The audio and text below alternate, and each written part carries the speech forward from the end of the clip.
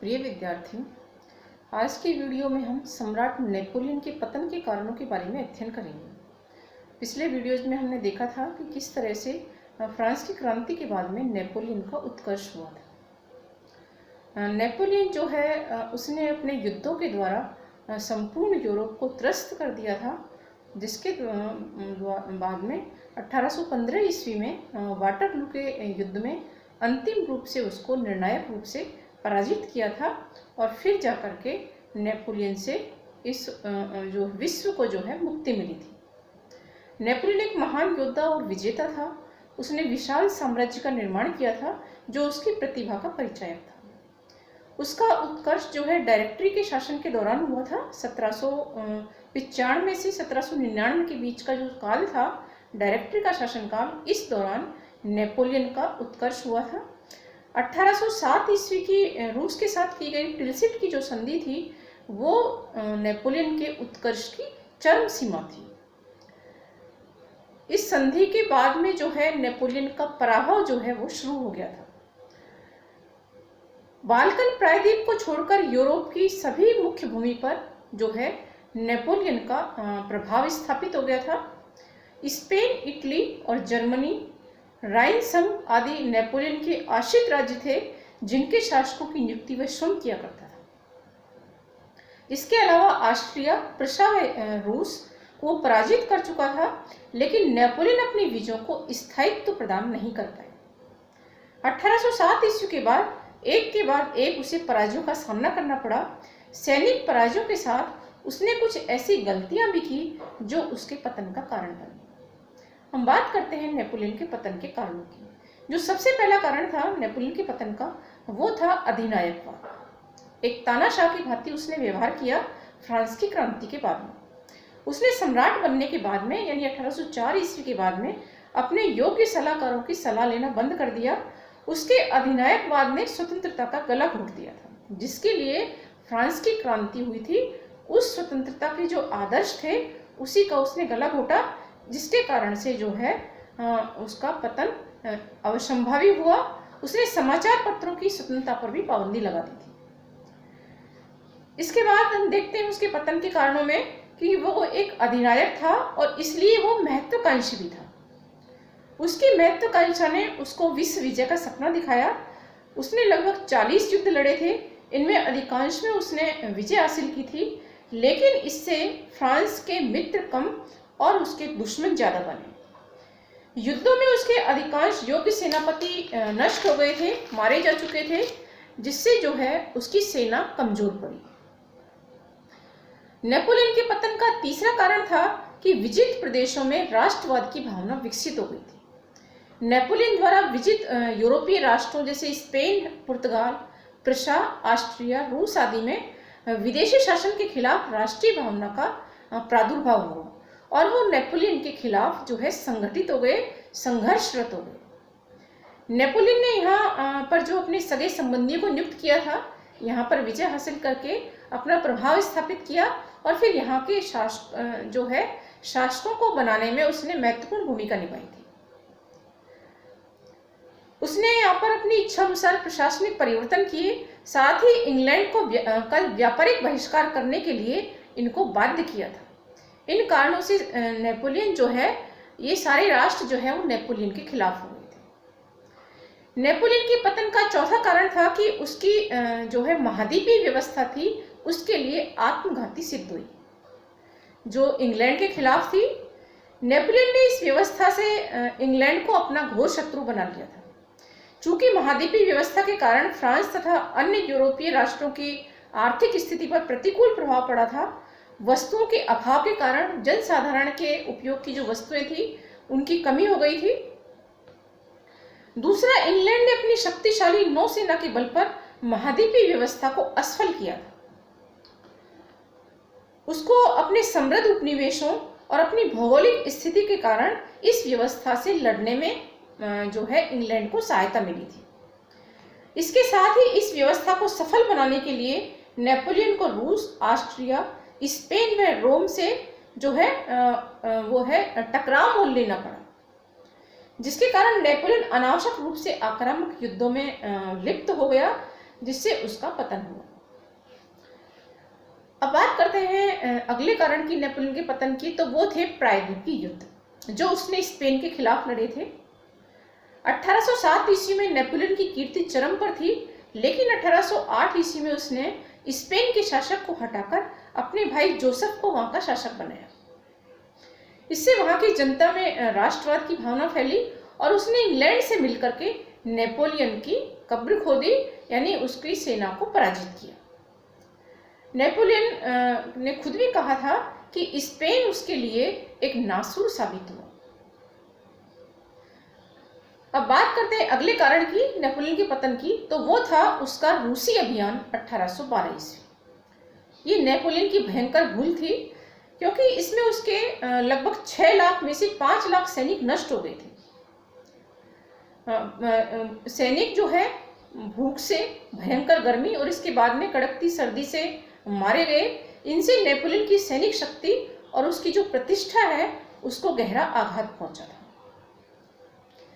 Napoleon के पतन का जो अन्य कारण है वो था उसकी नौसैनिक शक्ति की दुर्बलता। फ्रांस की नौसेना जो है इंग्लैंड की नौसेना का मुकाबला नहीं कर सकती थी। स्थल युद्धों में नेपोलियन ने अधिकांश राष्ट्रों को पराजित कर दिया था, लेकिन उसकी नौसेना जो है उसकी दुर्बलता की वजह से वो इंग्लैंड को पराजित नहीं कर पाया था।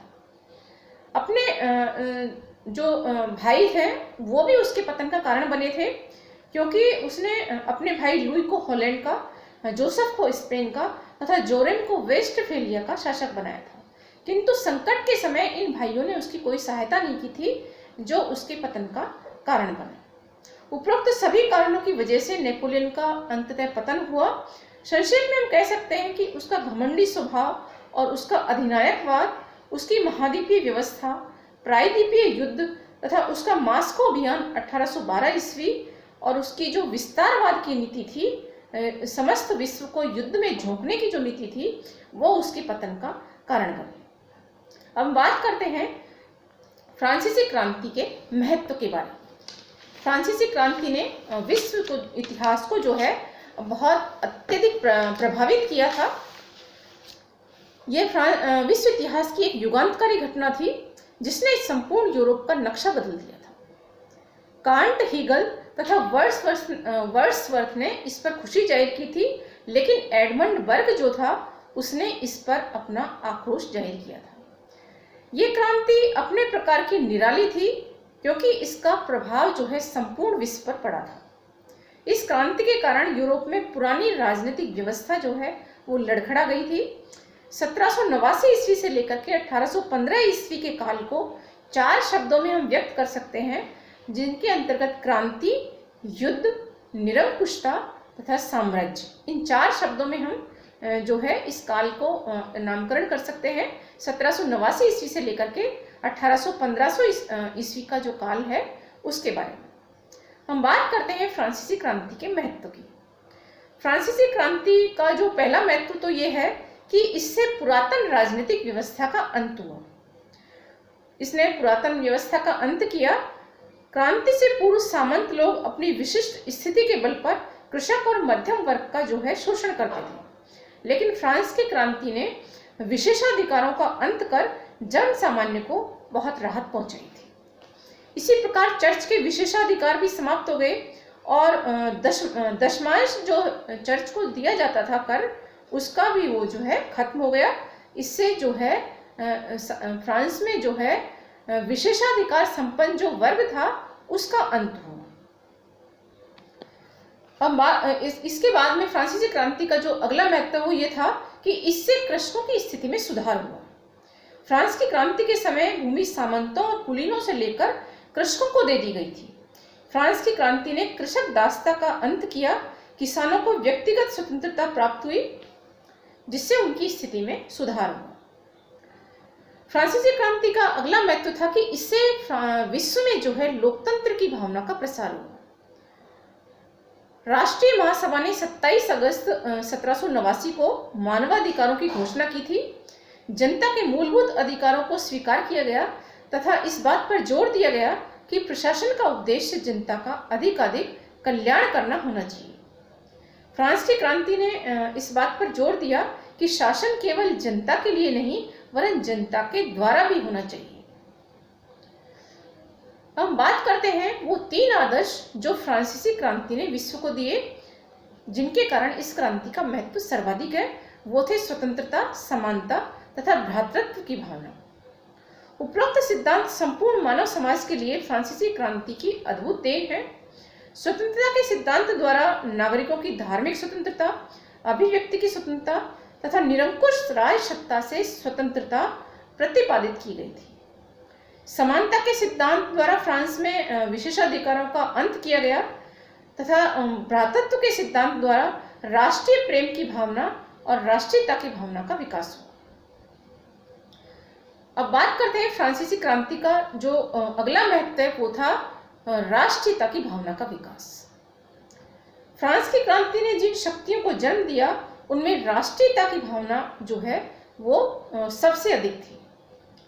यूरोप के लोग सोचने लगे कि एक भाषा, धर्म तथा नस्ल के लोग एक साथ इकट्ठे हों और उनका एक राष्ट्र बने। सारे यूरोप के एकतंत्र समर्थक शासकों की शक्ति का मुकाबला फ्रांस जिस शक्ति के कारण कर पाया था वो उसकी राष्ट्रीयता की भावना थी।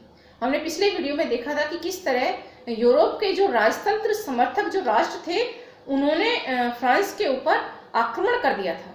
तो फ्रांस की जनता ने और यहाँ की सेना ने इनका जो है बड़ी सफलतापूर्वक सामना किया था। जर्मनी में इटली का एकीकरण तथा बाल्कन युद्ध जो 1912-13 में हुए थे वो इसी राष्ट्रीयता की भावना का परिणाम थे।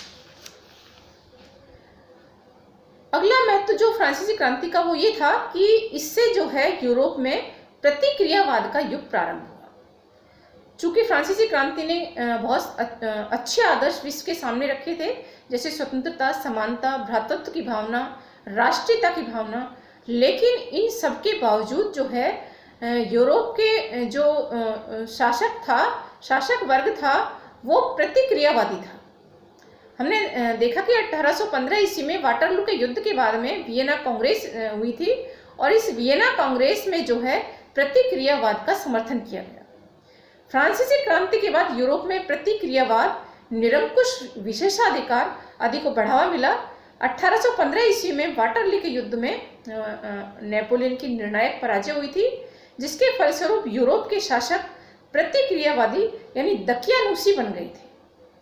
वे क्रांति द्वारा स्थापित सिद्धांतों स्वतंत्रता, समानता और भ्रातृत्व का विरोध करने लगे।